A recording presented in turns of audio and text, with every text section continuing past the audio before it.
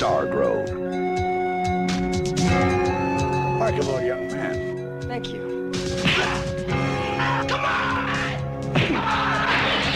You know, there are from time to time some small assignments. The new American hero. Where have you been shooting lately? Libya? Find this disc. You mean the one that your father sent? He inherited all of his father's enemies.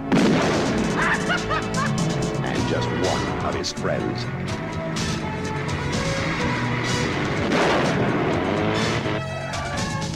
John Stamos is Stargrove. Having a loot job. Ooh, I think I'm falling in love.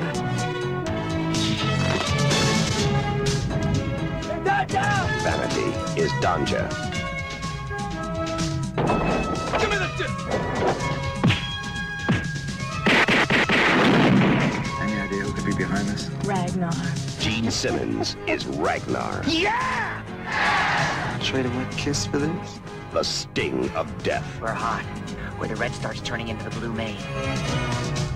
I'm impressed. You really are Stargrove.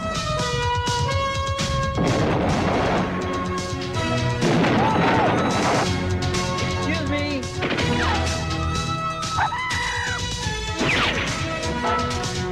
Oh, shoot!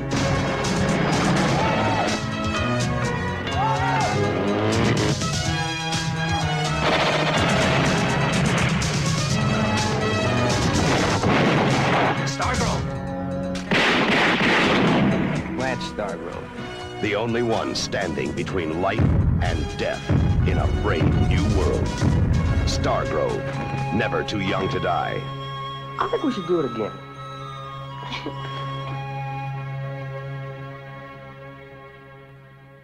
You're listening to a podcast. This podcast is called The Pod. We're the Bad Action Brothers. My name is Braden Work, and I am here with my brother Brian. Hello, and if this goes according to plan, you might actually be able to see us.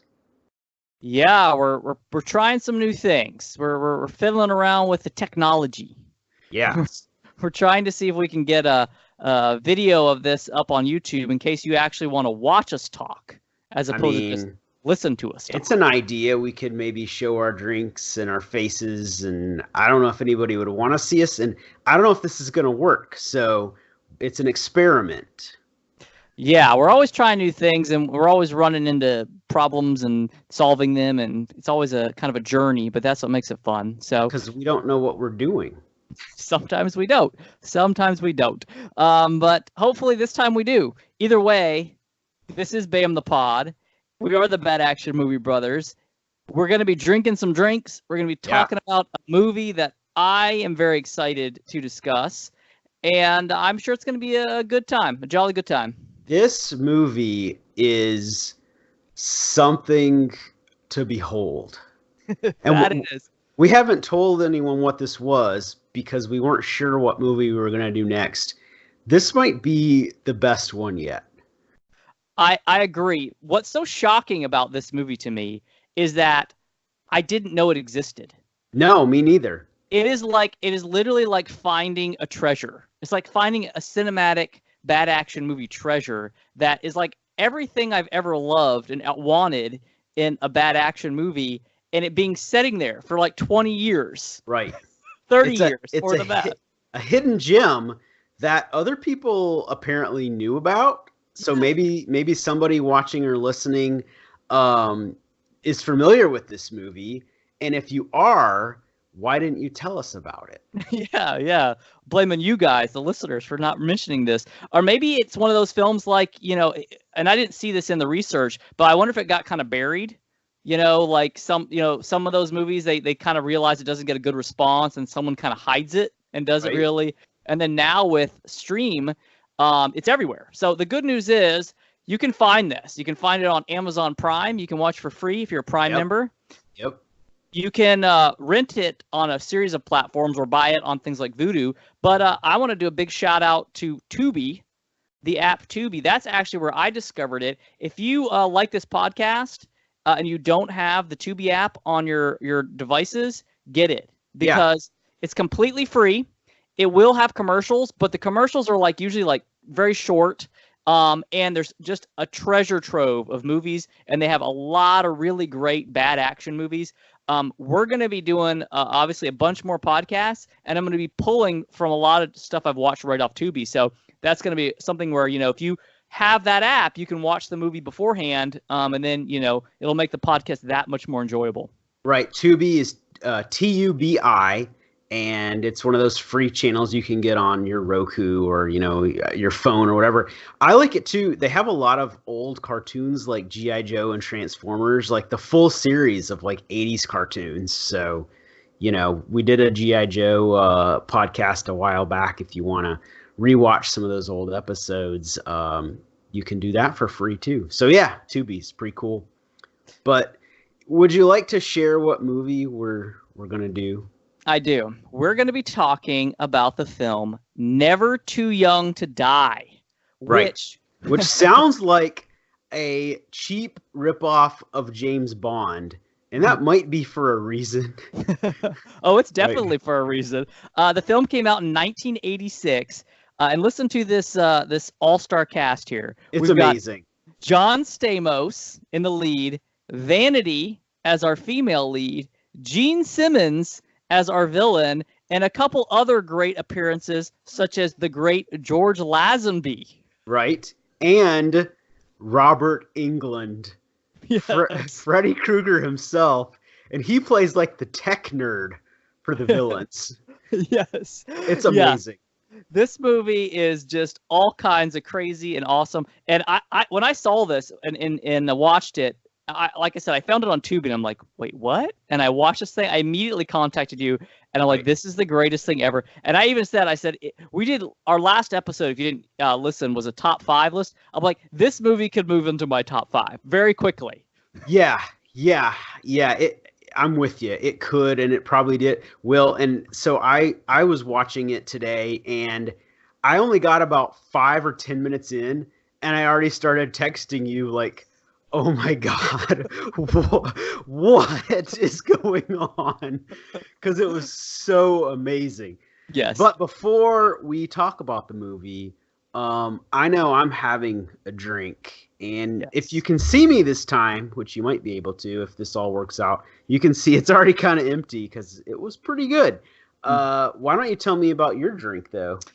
Well, going back to your 007 James Bond illusions, which will come back up inevitably in our discussion of this film, I decided I needed a James Bond-esque drink, except I needed to have an American spin on it. Okay, yeah, that makes sense. So I obviously had to make a martini. Okay, yeah. But instead of going with a vodka martini, I went with a more traditional gin martini. Mm-hmm. And I just did a standard, basically 1 ounce of dry vermouth to 2 ounces of gin, shook it over the rocks, and I garnished it with some Kalamalo, can't speak already, Kalamata olives. Mm-hmm. And I did two olives because 1, I like olives, but 2, I'm calling my drink the Stargrove. And there are two Stargroves in this film, which we'll be talking about. So there's 1 olive for each Stargrove, but I also made my martini dirty because that's how I like mine. Yeah, this movie has Vanity in it. I think I mentioned. So, I had to add a little extra brine in the shaker to make it a dirty Stargrove, you could call it if you like. It's actually really, really good. And I kind of made it in a wine glass. Here, I'll pull it up in front of my camera here. Because I have martini glasses, but they're really tiny, and that just didn't do it for me. I'm like, I need a bigger drink than that. And I've already been drinking for a while, so that's a pretty tall glass. And I should also say, because I was making it extra American, I used Aviation Gin. Nice. An American gin, because for some reason I have found we can't escape Aviation Gin and Ryan Reynolds this season. Yeah. I have a feeling he's going to be coming back in another way, unexpectedly. Because we had a request from a friend to do a film that's going to have a Ryan Reynolds appearance in it as well. Excellent. So I thought, well, I've got the Aviation Gin. I'm making a martini for this. So shout out to Ryan Reynolds yet again. Shout out to Aviation Gin yet again. Well, and honestly, if they would love to sponsor us, we would love that. And here's why. It's really good gin. It I really mean, it is. really is good gin, and it's fairly cheap, right? It's Yeah, it's I not. mean, for gin, Well, it's I mean, it's a little high it- for gin, but okay. it's still not like going to break the bank. no, for sure. it's affordable. Let's put Yeah. it that way. It's the best bang for your buck, Yeah, in my opinion. and because I can see you, I'm actually seeing you have our logo in the background there. I did, and I don't know how well you can see it, but I put a little logo, and I don't know if you can see the picture on did the see other that. side as well. I did see that. I mentioned that because I think we mentioned the last episode that we have some BAM gear up on Redbubble. If you want to order a shirt or a mug or decorative pillow for your home, which I'm sure everyone's going to want. But more importantly, speaking of sponsors, Redbubble followed me on the Instagram. So cool. I posted the photo and tagged them in it, and they actually are following me now. So shout out to Redbubble again for being, I guess, supportive in some roundabout way. Well, I'm hoping eventually, and some people may not know this about you, but you're a really good artist. Mhm. And I'm hoping that someday, maybe you can do some sort of Bam the Pod artwork, like custom artwork, with like some of the characters from movies we have, like having drinks or something. I don't know. Awesome. Something like that. That would be a big project to undertake. Then. Yeah, I don't have Maybe time for that much someday. anymore, but maybe Yeah. someday it'll be a goal. It's a pipe dream for Bam the Pod. There you go. So So tell me about your drink. yeah, well, I already drank it, and I really wish I had another one right now, but it's okay. Just pretend. Eat your garnish. So I'm gonna spoil the movie a little bit because I feel like I need to in order to explain my drink. Okay. So we mentioned Gene Simmons is the lead. He's the villain in the movie, if we didn't Right. say that. Yeah. We did. And the best way I can describe this villain is if you've seen or are familiar with the Rocky Horror Picture Show. Yeah. Tim Curry. Tim Curry's Dr. Frankfurter, I want to say is his name. Yeah. This is sort of Gene Simmons' spin on that character. And what cracked me up, well, one thing that cracked me up during this movie is they very clearly want you to know that he is a transvestite hermaphrodite. Yes. They Because mentioned it multiple times. They mentioned that he is part man, part woman. And, to me, I'm thinking, did they know what those words mean when they made this movie? Or were they just throwing out like crazy shit? Because they do that in this movie. They definitely do. And I'm thinking, so you may be wondering, how does a transvestite hermaphrodite, is that even a thing? Because I understand a transvestite is generally a person who dresses in the clothing and the attire and makes themselves up to look like the opposite sex. But if you're a hermaphrodite who is both sexes, and they clearly want to make sure you know that he is in this movie, Yes. how does that work? Yeah. You're not really a transvestite at that point, are you? You're just Like, yeah. if he wants to just like wear a suit and tie, could he still be considered a transvestite? Yeah. See, I don't know. If someone knows this, explain it to me. I want to know. I don't think back then in the 80s they had language like non-binary and things. So they just this is what happened. So anyways, I'm thinking to myself, I want to do something that's got a little bit of two things in one. Okay. Right? Mhm. And I wanted to do something with whiskey just because I wanted whiskey tonight. I did a bourbon because I have a 1792 bourbon that I really like. I bought recently. It's a little bit on the sweeter side for a bourbon, but I recommend it. So I did basically a whiskey sour. Okay. With bourbon, because a whiskey sour, if you don't know what that is, it's whiskey with some sugar or simple syrup and a lemon or a lime juice, something citrusy to give it the sour. So it's a sweet and sour whiskey. Yeah. There you go. So I basically did a standard whiskey sour, but I put a little bit of spin on it. I did my bourbon, about an ounce and a half. I did about a maybe half an ounce of maple syrup instead of just simple syrup to go with the maple sour, which is not uncommon. And then it's probably not too uncommon either to hear of like a cinnamon maple sour. But I thought, well, what can I do to make it just a little bit different? And I went with the pumpkin pie spice. Are you familiar with this? I'm familiar with pumpkin pie spice, but yes, okay. It's basically just a spice mixture, a blend. Okay, yeah. It's a spice blend with some cinnamon and some probably nutmeg and a little ginger and that type of thing. So it's just a little bit of different spin on it.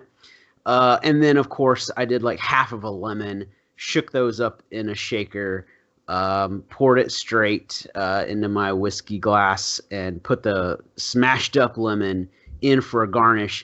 And if I really wanted to garnish it appropriately for this movie, I probably just would have put like a dildo in it. Yeah. Well, that sums it up. Yeah.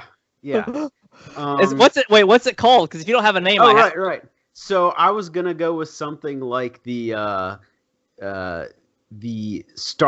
sour. Okay. Just to fit the movie. But what do you got? Well, mine's called the Stargrove. Martini. I think yours, because it's a whiskey sour. Right. It should be the Velvet von Ragnar. That's perfect.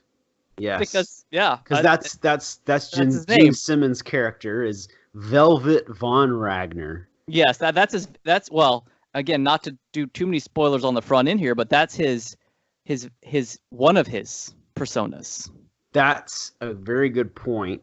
Let me just say, if you haven't seen this movie yet, like always, we're going to spoil it.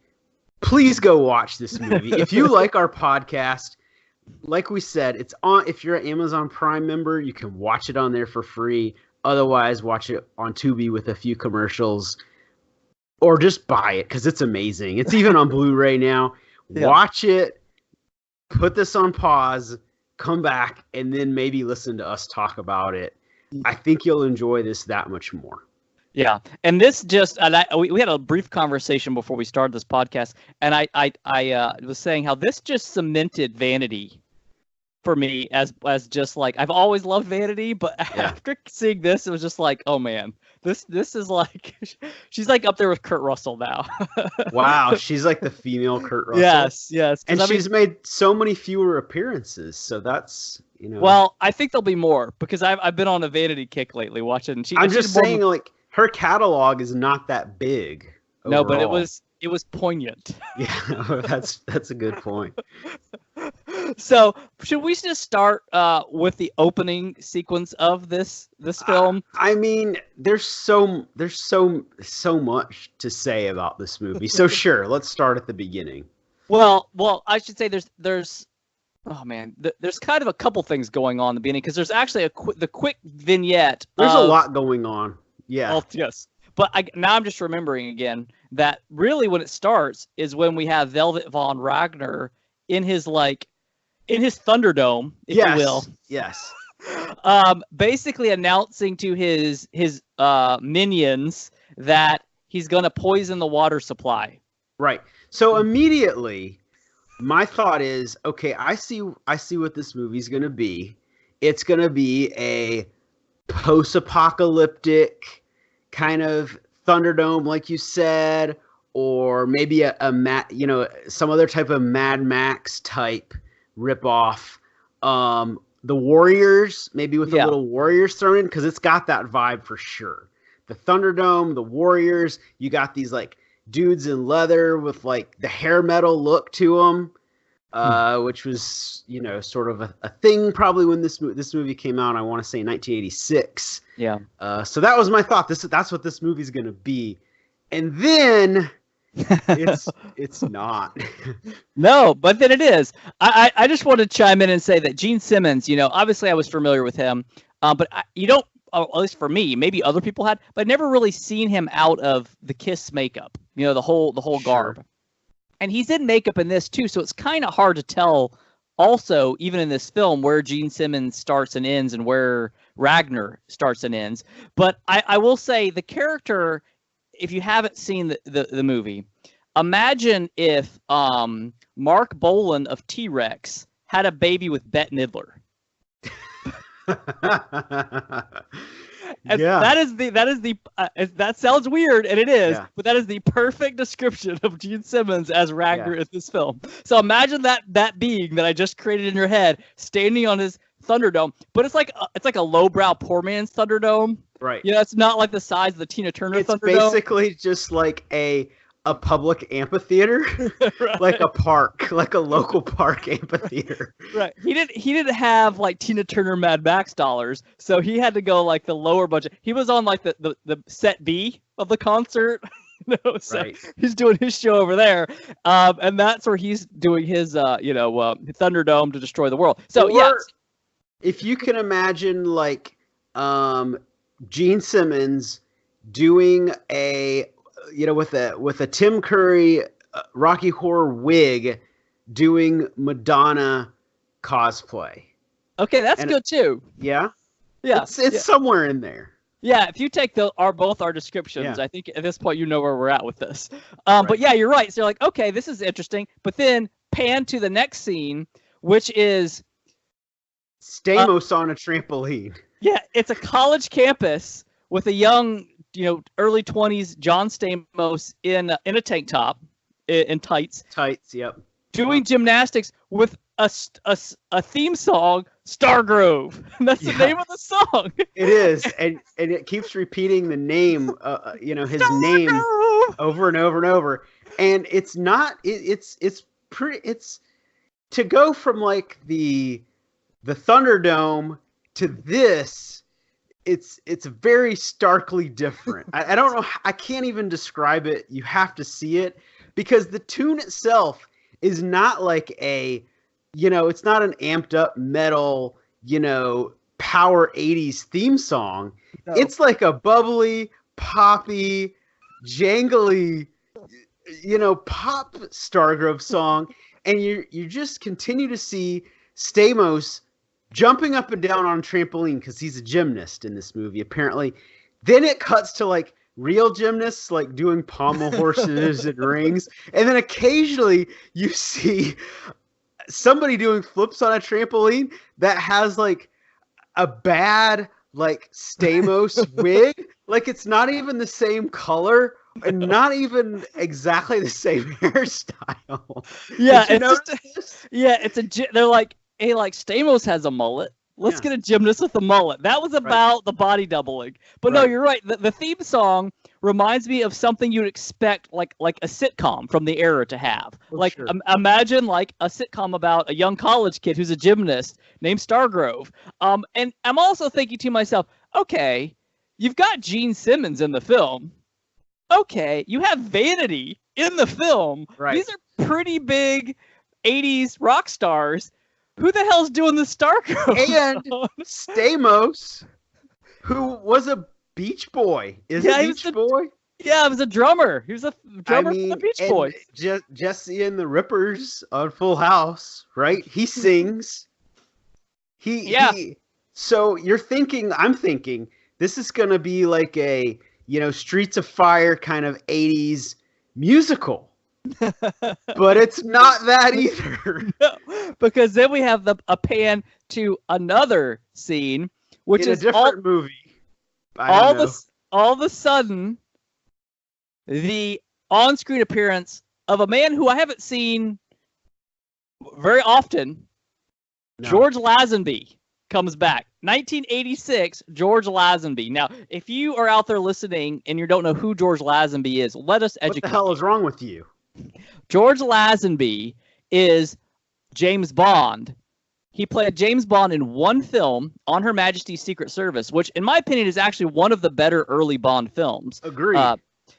What had happened is Sean Connery had gotten tired of doing the role. He wanted to step away and do other things, and they brought in George Lazenby. George Lazenby actually is Australian, I believe.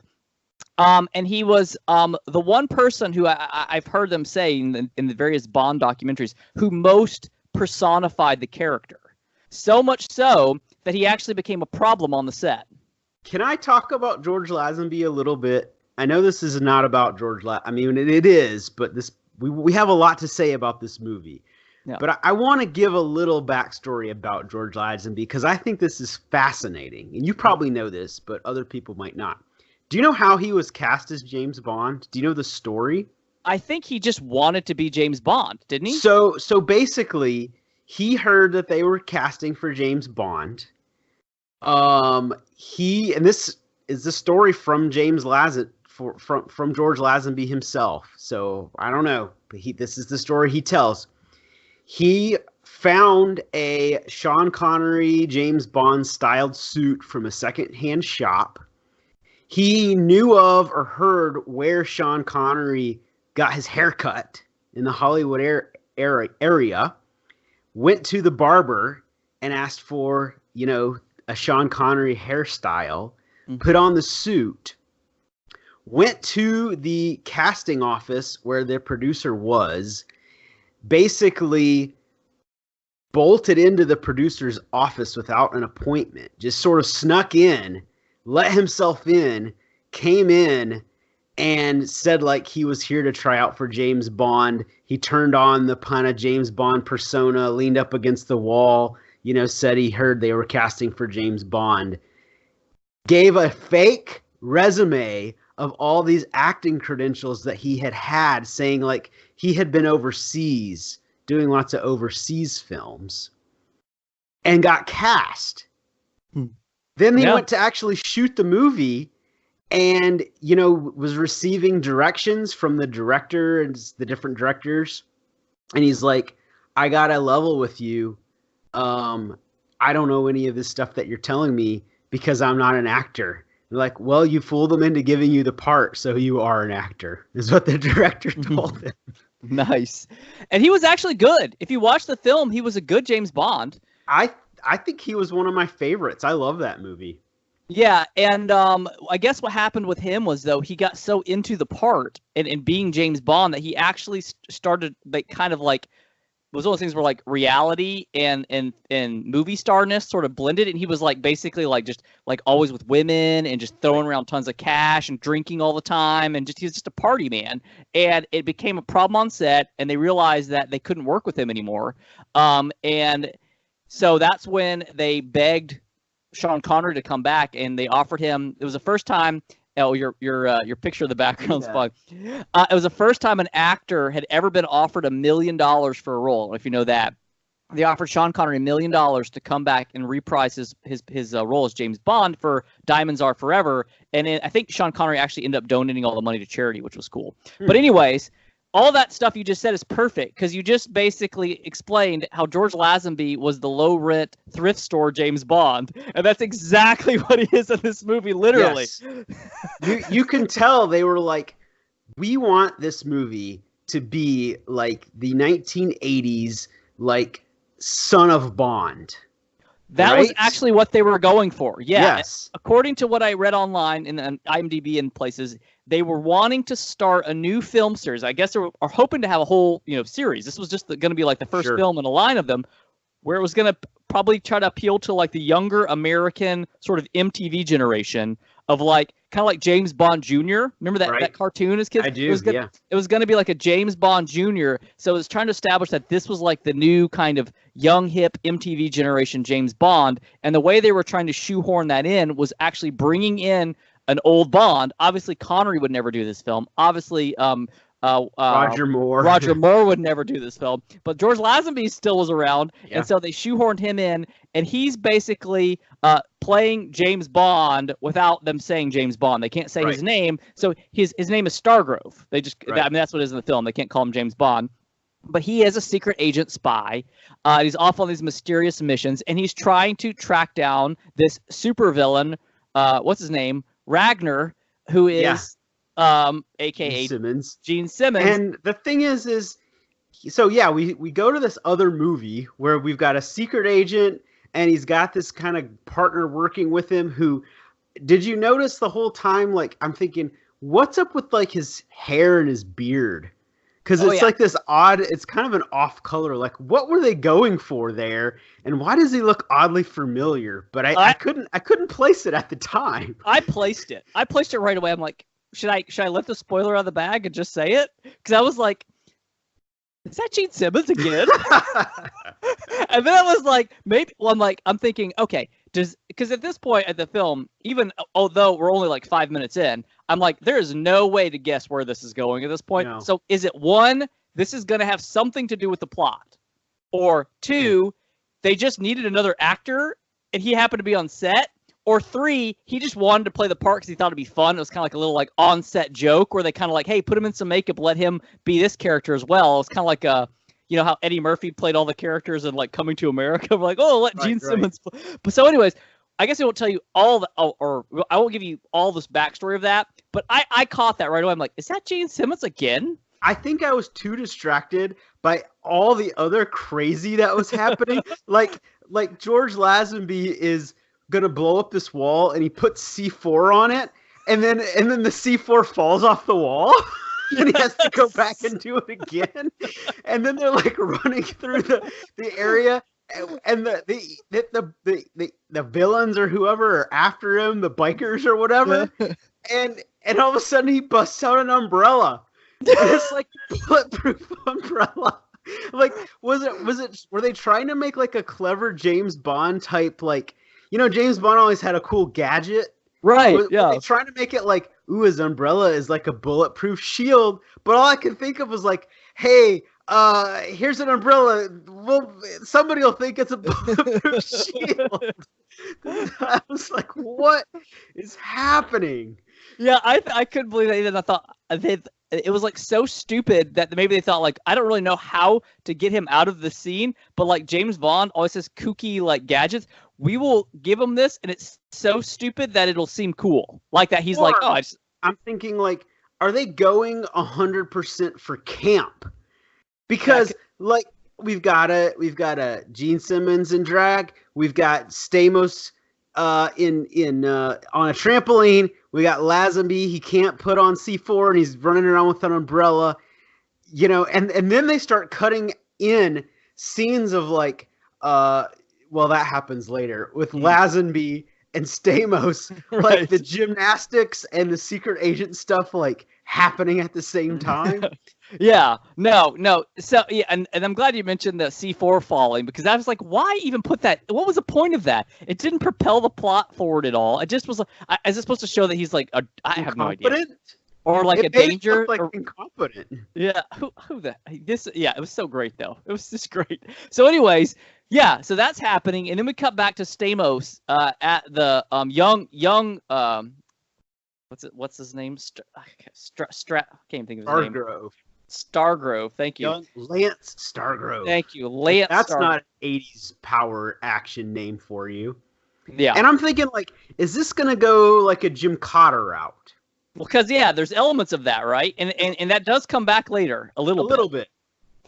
But yeah, he's like, and we have to mention his roommate, who's his like sidekick, who's the actor's name is Peter Kwong. His name is Cliff, and he's basically like the Q character. He's always inventing different things, but they're like kooky things. Like he has like gum that he hides a tracking device in, which is not really that inventive. He has some sort of transceiver where he can punch in like numbers and it goes to John Stamos's watch so he can cheat on tests. Yeah. And I'm thinking like, what kind of watch has some sort of receiver that can receive a signal to put...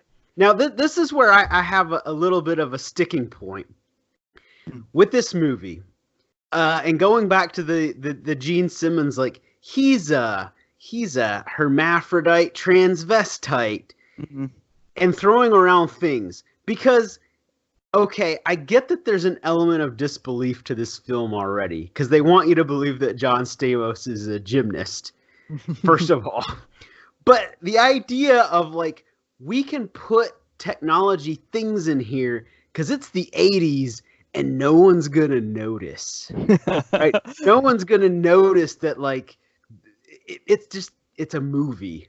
Right? Yeah. So we can make him have this device and it shows things on John Stamos' Seiko watch. And I'm like, that can't be. Was it a Seiko or was it a Casio? I can't remember. I'm just like watching it going, I don't care what kind of intelligent, amazing technology you have. That's not real. And, maybe in 1986, somebody who maybe just would have thought like, that's cool. They're doing computers. Look at them doing those computers. That's exactly what they thought. And that's going to come up again with the MacGuffin of this movie, which we'll talk about as we get a little bit further. So basically, we learn that Lance Stargrove's father is kind of, he doesn't see his father. He's always off doing business. Supposedly, he's supposed to work for like quote unquote an oil company, and that for that reason he has to travel. But it's very suspicious, and even Lance is curious about it because his dad never comes to his gymnastic meets. I mean, come on, Dad. I'm doing my gymnastics. You got to come see me do my flips. But his dad never shows up. So apparently it's supposed to be like parents' weekend. And some, I don't know, college bureaucrat stops into their dorm room to see, he's got to like plan whose parents are coming in town. And Cliff's parents, his name Cliff? Is that what I said?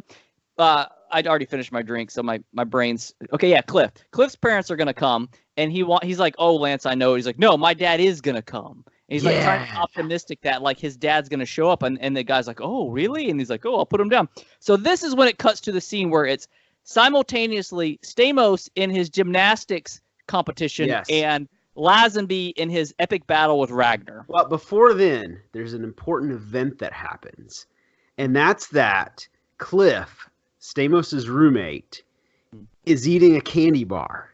And he's like, "Where'd you get that candy bar?" He's like, "Your dad, the oil entrepreneur or whatever that no one ever sees, sent you a care package with snacks." Right? Yes. That was important. That is important. I forgot about that. I'm glad you mentioned that. So then we get to your cutaway montage, which you mentioned, which is one of the weirdest and equally best montages I've ever seen in a film. I mentioned in our Jean-Claude Van Damme Double Team episode about that montage being the weirdest montage I've ever seen, where he's doing like the montage in his hotel room or whatever. This one is right up there. This may surpass, because you have Stamos doing gymnastics in his gymnastics outfits while George gymnastics meet, let's say. Yes, while George Lazenby is doing his spy things. But like there's this like echoing of son and father like taping themselves up and like getting ready, and they parallel these with cutaways, and of course the Stargrove song, I believe, is playing in the background yet again. So a magical cinematic moment there. Absolutely. And then you get cuts with Lazenby getting murdered while John Stamos is doing gymnastics, and somehow they mirror the scenes with each other. What happens? So we got to back up a little bit. So Stargrove Sr., played by Lazenby, finds Ragnar's lair. He gets in there. Interestingly, his one of his co-companions / partners disappears, aka the guy who looks strangely like Gene Simmons Carruthers in makeup. Carruthers, yes. Disappears, and Lazenby's by himself. This is after he's pulled the umbrella out and stopped bullets. But he gets captured by Ragnar's minions, and they take him into Ragnar's sort of evil office area. And these are the 80s hair metal Mad Max groupies that we're talking about. Because they're facing off against the spies. Let's not forget that. And they do look like they're from like a future world. A Twisted Sister music video. Yeah, but they're just in like California somewhere. Right. But yeah, so they capture him, and he ends up getting killed, murdered, like as you said, by Ragnar. And as the senior of the Stargroves gets murdered, this is also when the junior Stargrove, aka John Stamos, he's in his meat, and he falls from his gymnastics bar. He loses. He lands on the mats as his Face father down. is getting murdered, and this is a sort of like correlation between their mirroring. bond. Yeah.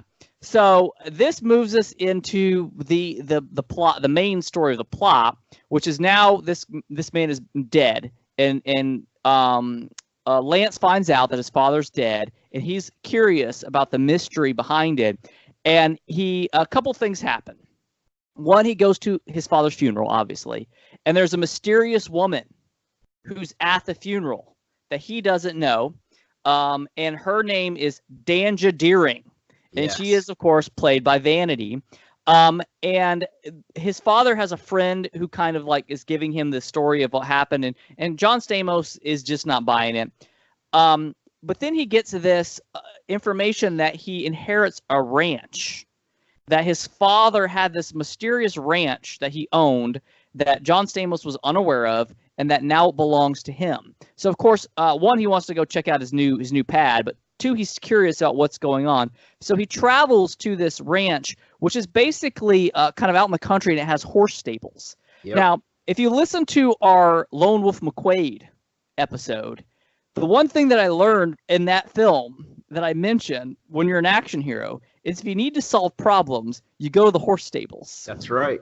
And that comes true again here, because as Stamos shows up to the horse stable, not only does he meet the stunning Danja Deering, aka Vanity, who some reason is just like hanging out at this ranch house, but all of a sudden Ragnar's minions show up and they're four-wheelers and motorcycles, ready to like wreck some things and do some mayhem. For sure, mayhem ensues, and Vanity's there, and you got the Stamos there, and she's like apparently some kind of horse ninja or something. Yeah. Did you notice how like her shirt is always just sort of like ripped open? Yeah. And there's this huge dude who's attacking her, and she like roundhouse kicks him, and he just drops. Yeah. And then she like pulls out guns and stuff. Yeah. And so then at this point we realize that she's like a spy herself. And I guess she's been staying at the house, and she tells young Stargrove, aka John Stamos, that she was his father's partner, and they were working together, and that's why she's at the ranch. And so he's kind of suspicious of this because he knows his father, who's not James Bond but is James Bond, was a ladies' man and often had many affairs with the women. So he's wondering if Vanity is like one of his dad's, just sort of flings, mistresses. Yeah, but he's also curious to know because she obviously seems to be more than just a mistress, because she's doing like all kinds of ninjaing and blowing, these post-apocalyptic hair metal dudes up left and right at the horse stables. So that's when he decides to follow her on his motorbike. Now she drives a Corvette. Did you catch that? Of course. Which of course is an American, sports car. Which I think James Bond always drove a sports car, but it was always like a European, like an Aston Martin or a BMW in the later ones or something like that. So she has the American sports car, the Corvette. But she has to go out somewhere, and Stamos follows her on the motorcycle to what ends up being this 80s, I don't even know what club, where I guess this is like the Ragnar's hangout. Do you want to speak about this little scene here? Because it's worth a talk. His joint? Yes. Well, there's a band playing. There is. Right? And I don't even know what to say. We do get a little bit of a Gene Simmons musical number briefly. Yes. I just ate an olive. Yeah. Because I ate one of my Stargroves because one Stargrove's down. So now we got one Stargrove I gotcha. left. Yeah. So there's that weird scene where John Stamos, like, he tries to bug Ragnar's room with the gum thing bug that Cliff gave him.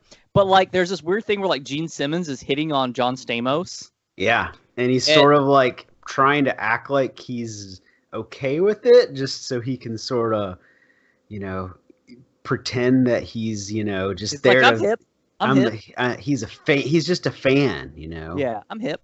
Yeah, he's pretending like he's a fan. Mm-hmm. It also reminded me of the scene in Step Brothers where they're like, if you could have sex with one man, it would be like John Stamos. So yeah, apparently Gene Simmons, the hermaphrodite, aka Ragnar, is trying to hook up with the Stamos, but Stamos is like, no, not today, Mr. Ragnar. And he's suspicious from the beginning that Stamos is actually a Stargrove. Correct. I don't know how or why, but or maybe he knows. Maybe he has intel from his minions. But that was an interesting scene. It does, like you said, it gives an opportunity for Gene Simmons to do a bit of a musical number on stage. He does sing a song. It's a weird one. But they do get an opportunity. Something, I don't remember the exact facts, but I think one of the outfits he wore in that was like a famous something he's wearing in that. I don't know the details, so I'll look it up here in just a minute. But it was a weird scene. The whole thing is weird. But in long story short, him and Vanity end up kind of teaming up to try to solve this mystery behind the death of his father. And of course, Stamos eventually finds out that that his father was not just in the oil business. Yeah, and he finds it out by magic. Right? Because he's got this little medallion and he drops it and it rolls on the floor. And then where it lands, the wood floor lights up. Yeah. And he sees that there's a little notch and he thinks, I'm going to put this medallion right in that notch. And then all of a sudden the bed opens and there's a stairway down and it's like his spy lair. Yeah, and that's when he realizes his dad's a spy. Here's what it says here. This is on IMDb. The costume Gene Simmons wears for his nightclub act is actually the same costume that Linda Carter wore for her 1980 television special Encore, in which she tried to look like a member of the band Kiss while singing "I Was Made for Loving You." So there you go. That's really some fun interesting, actually. Fun trivia. I got some more whiskey. Oh, good. I'm glad. So, I'm trying to think of how the story goes. I'm trying to backtrack here just to remember my mind because it's so all over the place. But essentially, what ends up happening is at some point in time, him and Vanity, Ragnar's minions, they're trying to get. Well, I should say Ragnar, but he's using his minion. They're trying to get a disc. Right. So this is what I wanted to get to. Yeah. Apparently, let's break this plot down a little bit. Yes. What there is of one. Gene Simmons and his biker gang have a grand plan where they're fighting spies to get a disc that has some sort of information on it so they can poison the water. Yes, the water supply. Yes. So ultimately, they want to poison the water because that would be so bad for the world. Yeah, there's for society. And I'm thinking of like they did that in Flint recently. And it didn't even take like a 80s, hair metal villain. No, so that's the ultimate like goal there. And they have to have the disc, which spoilers again, if you hadn't figured it out already, George Lazenby had sent to Stamos in the care package. Yes. Right. So Stamos has this mysterious disc, and that's why they're after him now because they're trying to figure out where this is. They don't know if Vanity has it or he has it. They know that he would have sent it to someone, and that's why they're basically after both of them. Where's the disc? Because if you're in 1986 and you've heard about these computer things, you might have also heard of these magnetic discs that they actually refer to it as in the movie. The magnetic disc. Robert Englund's kind of tech nerd character calls it that, and it's basically a 3.5-inch 80s floppy disk. Yeah, that's and I'm thinking to myself, delete the disc, Stamos. I mean, your roommate who makes gum trackers and apparently lethal weapons, and goes around murdering people as well. Yeah, because. Would know, like, how to delete guys, a disc. What if we delete the disc? But hey, that's not what he does. No. Instead, he buys himself an outfit and a motorcycle, and he custom makes a secret compartment to hide the disc in the motorcycle. Right. So if that doesn't got you, like, if that hasn't hooked you yet. then I don't know what would. But let's just move forward here because there's still a lot more I want to get to at the end of the movie. Essentially, what happens is eventually the minions capture Stamos and they capture Vanity, and Stamos wakes up back in the ranch house, which is a weird directorial choice. Like, why bring him back there? But I guess maybe they think that's where the disc is. And they're like beating Stamos up, and by beating him up, I mean they just keep shoving his face in the sink and breaking plates on his face. They're shoving his face into a sink full of dirty dishes, essentially, yes. And they're scraping him around in it too. Right, and then there's this moment, and this is like just absolutely hilarious. It gets back to our Jim Cotta reference, where he looks up and he sees, I think it's that medallion, his dad's medallion hanging on the wall. And at that point in time, I guess he just decides that he can fight. And I'll tell you what it is. I know. I just figured it out. Okay. This is another Vanity reference. When he sees that, he gets the glow.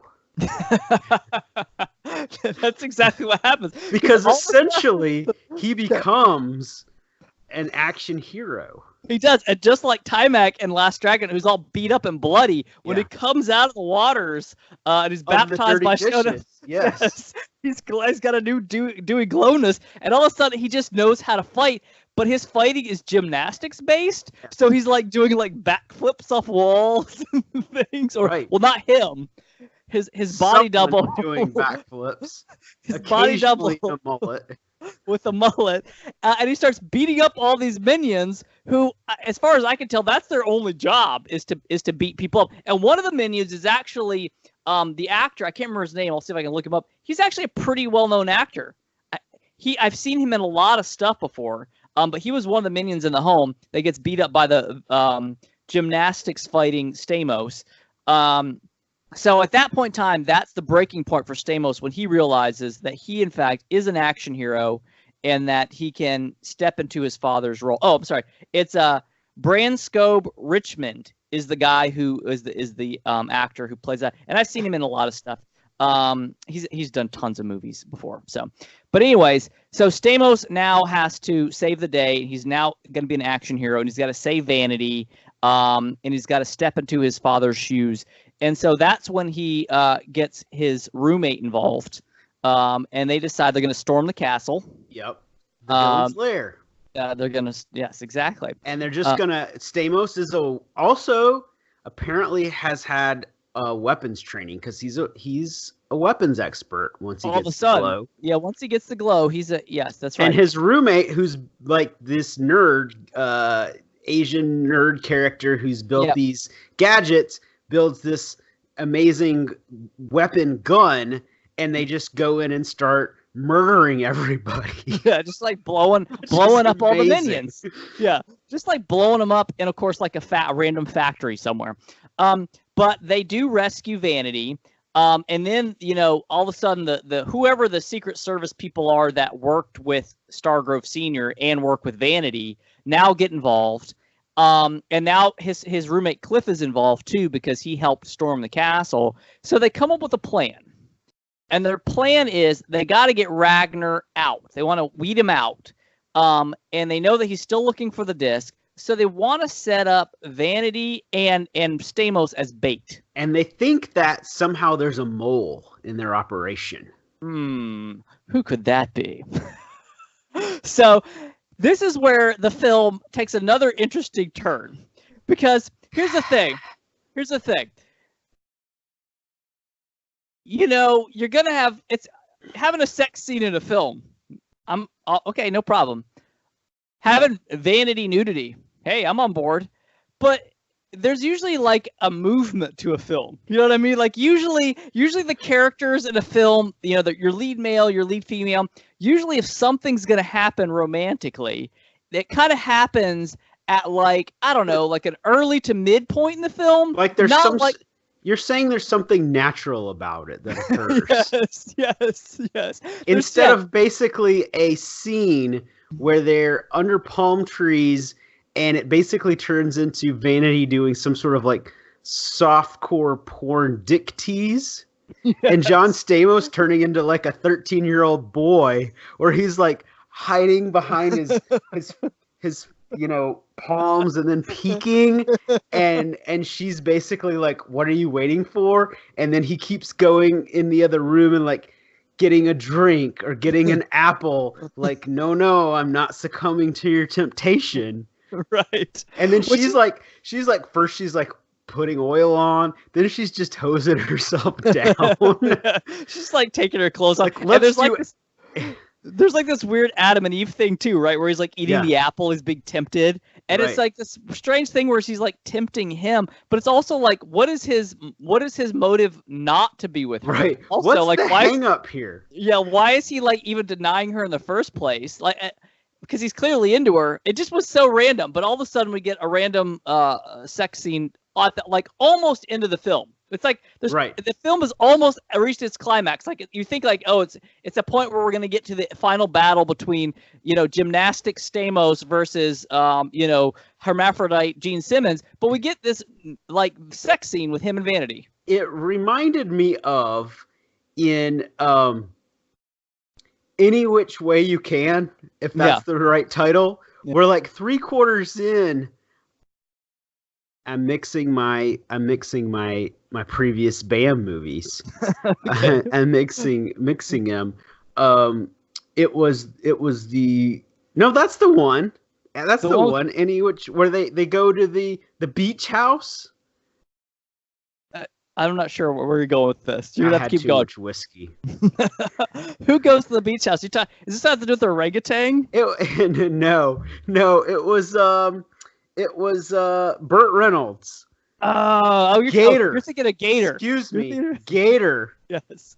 Thinking of a previous BAM episode, Gator. We're about 3/4 of the way through the movie. All of a sudden, there's a beachy love story. That comes from out of nowhere. Okay, I'm with you now. You get where I'm going with it? Yes, we're on the same train now. I got you. Yeah, you're exactly right. That was weird too. Like, where'd this come from? So that came out of now. Granted, again, I'm not mad at it because like I said, I like Vanity. But it was weird. And then what happens even weirder is as they're lying in bed together, people break into the home dressed as soldiers, and they remove them from the home. They have doubles for them. Yeah. And maybe it was the double who did his gymnastics for him. Maybe. But they all of a sudden the mole has brought in his people, and they brought in body doubles, and they remove Stamos and Vanity on a helicopter, and that's when we find out that what was his name in the film? Carruthers is dun dun dun actually Ragnar in costume. And he pulls off his Scooby-Doo style, Officer Carruthers. Right. Now, I gotta tell you, I was so distracted by all of the crazy shit that was happening in this movie. I did not catch it at all. I was actually, and anybody who watches this is gonna be like, how did you miss that? Because I kept thinking, like, that dude has weird hair and beard the whole time. Completely missed it, and I was like, what the fuck? What just happened? And he pulls the hair and beard off, and it's Ragnar, and he's got his eye makeup already on somehow. and the wig. Like, he had a wig. He had a wig under the wig, apparently. Yeah. And then he starts cackling like the Joker, and it was like the most amazing scene in the movie. Yes. It was so amazing. And now if we're watching this on YouTube, you can see me. You can visualize me as I drink. Yes. Having a little too much. So they take Vanity and Stamos back to the Thunderdome. Right? They're B-rate poor man's Thunderdome. And they're trying to get the disc. And Stamos now, because he's got the glow, as you mentioned, he's got his gymnast glow. And also, hey, let's bring it back to our Last Dragon episode. He did get the moves from Vanity, right? That was how you get the glow. You gotta learn the language of love, the moves from Vanity. So at this point, he's got full on glow. He's got his glow is ripe and ready for the picking. So he's there, and he's like all cocky with Ragnar now, even though he's surrounded by like 300 like buff armed gang members. He's Right, like, they're gonna like rape Vanity, which was sort of weird for a second there, and then Ragnar's like, no, yeah, let's not do that. He took the higher road. Good for him. We forgot an important plot point about Ragnar. He has a sharp fingernail. And I'm not saying this because I drank too much. He literally has one fingernail that's like black and long and pointed, right. And he kills people with it. And just like a James Bond villain would. His minions are like, give him the finger, which are like, wait, what? Oh, okay. And they're like, not the finger, no, not the finger. Yeah. So that's how he's going to kill them. But then Stamos does his gymnastics in the most unconvincing of manners. Apparently, he did take like gymnastics lessons in preparation for this film, but it didn't seem like he learned much because these fight scenes are like this most slow, like choreographed, terrible. Like he gets the guy's gun, like the guy like drops the gun and he kind of grabs it out. Like here, we'll do this like split screen.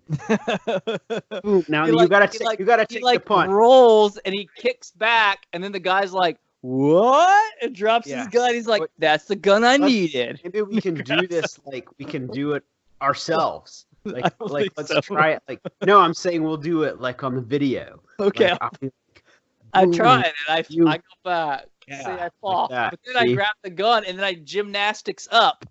And then what's funny, you just spray bullets everywhere. Well, what's funny is he has one gun. All he does is obtain one gun. But there's like 200 people around him with guns. But somehow, because he gets the one gun and he's Stamos, they all like panic and it's like pandemonium and everyone starts running. He's like firing. Every shot is an automatic kill shot. For him, yes. That's his accuracy with the glow. Yeah.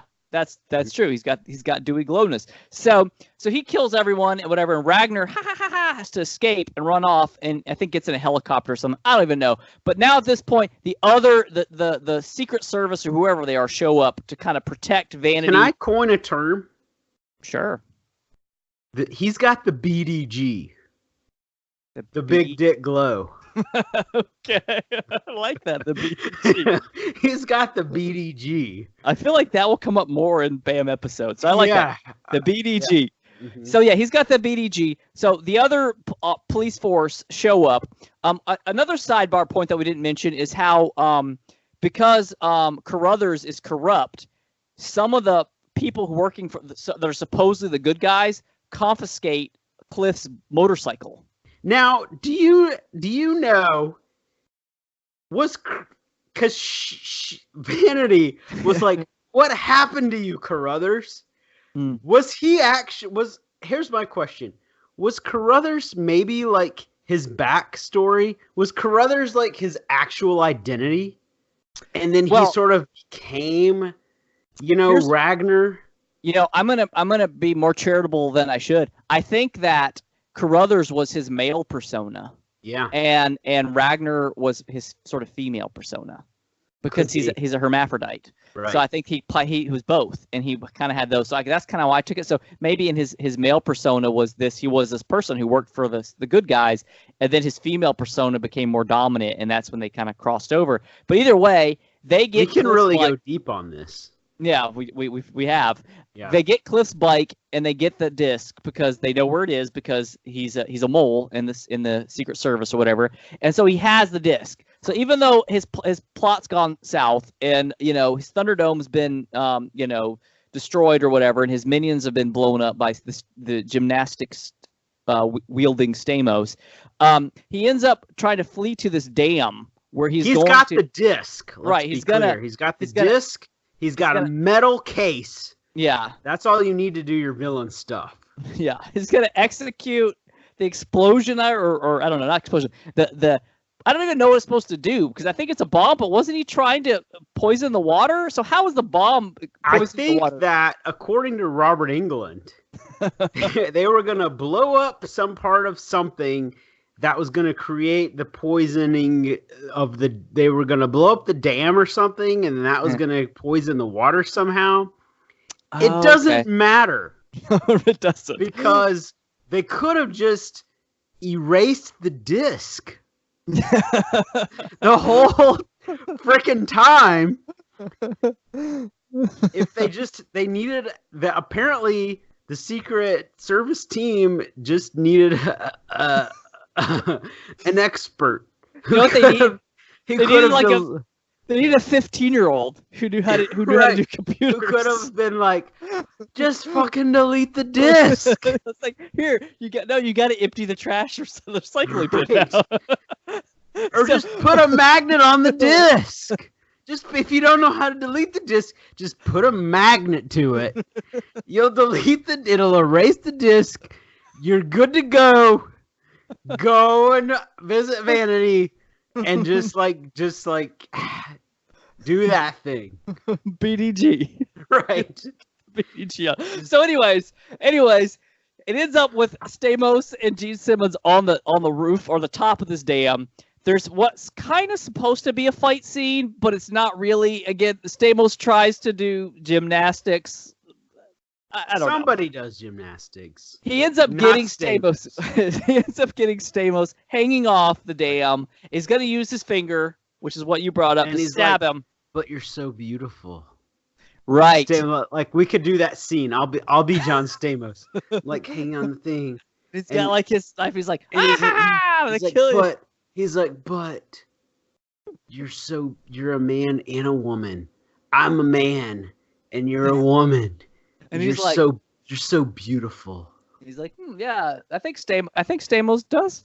And he had It's like, the Stamos is a pretty good looking guy. he has the stepbrothers moment. Right. And at that point in time, you think, okay, so what I'm thinking is, all right, they've got this like 21-year-old kid, gymnast, fighting this supervillain. Now there's a helicopter coming in with Vanity, who's, I guess, supposed to be a secret agent herself. She's Is like up in a she? helicopter. Yeah. So I'm thinking like, all right, so this is going to like bring in Vanity and she's going to like, sniper clip him with something. Yeah. Boom, knock him out. No, they're useless. Stamos does another gymnastics move where he grabs him with like his feet and flips Ragnar over the ledge, and he falls to his demise. Reichenbach fall style. Does he? I just made a really great Sherlock Holmes reference that no one's gonna get about Reichenbach falls and how Sherlock Holmes gets thrown off by Moriarty. But like there'll be like one person out there who's like, "Oh, that was good." But anyways. Reichenbach falls to his demise, and then it's like he saved the day, and now they obviously want the new Stargrove to join the whatever this Secret Service is, and he kind of plays off like he's not into Vanity, right? He's like oh, he's like, cool. We're just gonna drive off into the sunset in this Mad Max style like 4-wheeler Jeep thing.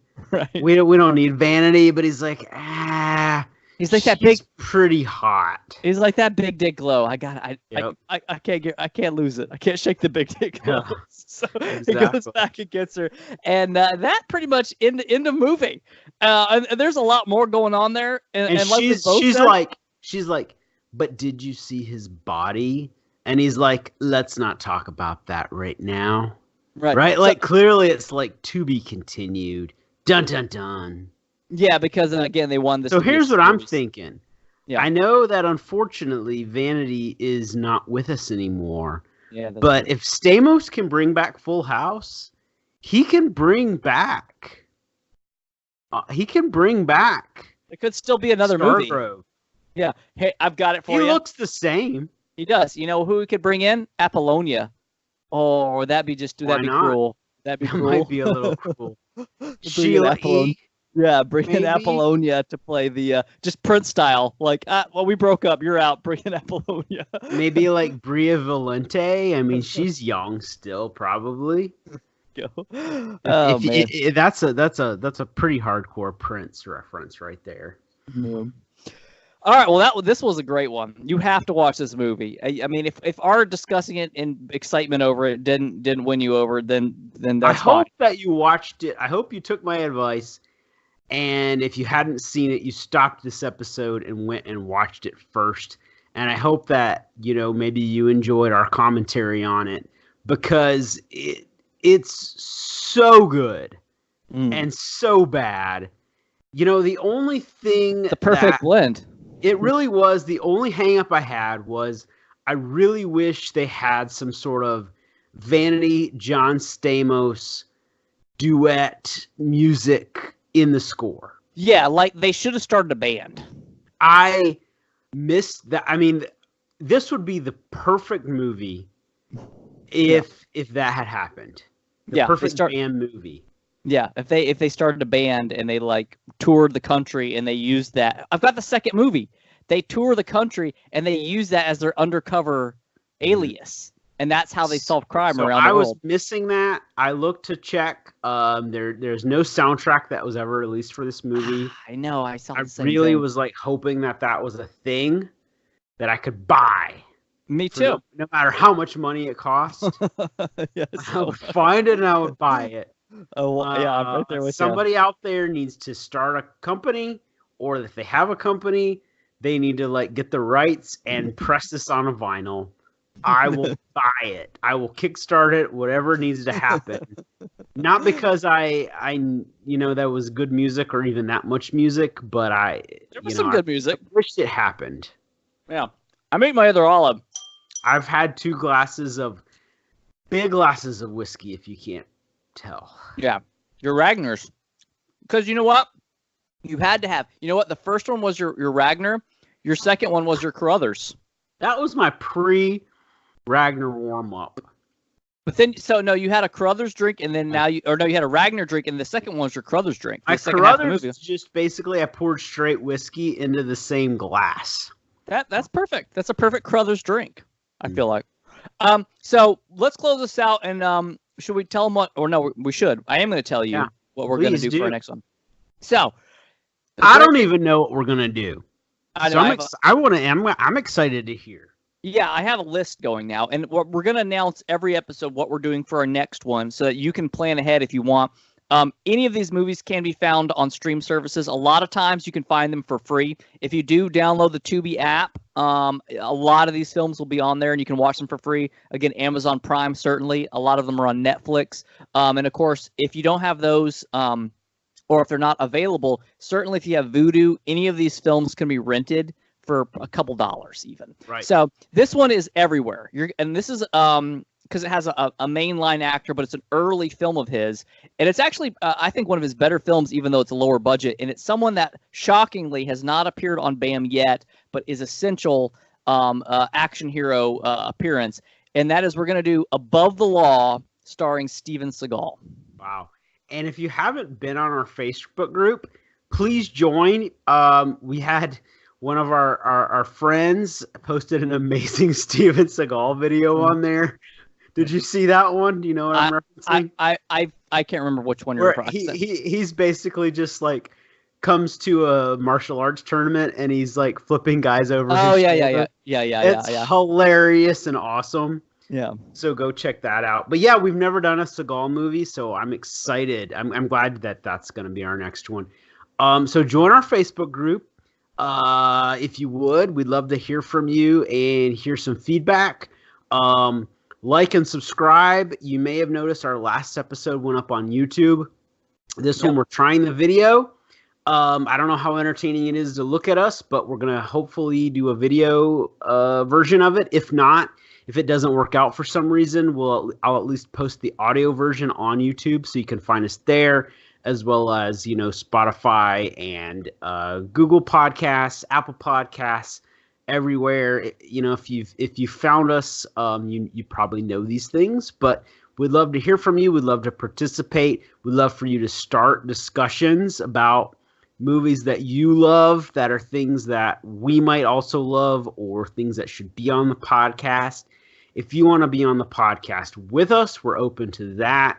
We're just trying to make it a fun thing. We just have fun doing it. We're trying to make it a fun thing for friends, family, strangers, anybody that might be interested. So Watch Above the Law. Facebook.com/group/BAMThePod. I think that's what it is. If you just type in BAM the Pod. Yeah, or at BAM the Pod on Twitter, or what we've got all those things. Yeah. So watch Above the Law. It's a good film. It's fun. It's also got Pam Grier in it, which is fun too. Nice. And it's a good movie. And then we'll be back before too long with another episode. We will have drinks in hand. Maybe we'll have video again if this works out. If not, we will be available. Yeah, and tell us if you like it, if you like the idea of video, or you think it's dumb, and you're like, don't do that, then we won't bother doing it. Or any kind of feedback is appreciated, because we're doing this for ourselves, but we appreciate the feedback. That's right. Well, thank you for another episode. I'm glad that you enjoyed this film as much as I did. I loved it, and everybody should watch this movie. And just go buy it. If you like our podcast, go buy the Blu-ray or go buy it on Vudu or iTunes or wherever you watch things. You will not be disappointed. Make a drink and make a night of it. Make it a date night. Your wife will hate it, or they will laugh at it, or they will wonder why you're doing this, and you can say those brother guys told me to, and I don't know, but it's amazing. This is the maybe the penultimate film. It's going to be hard to top this one. It really is. But now I'm excited because I'm like, that means there's other films like this still out there that we haven't found. So tell us what they are. Yeah. Yeah, that's the other thing too. Okay. All right. Until next time, thank you for listening. We are the Bad Action Movie Brothers, and we are out. All right. See you next time. Bye.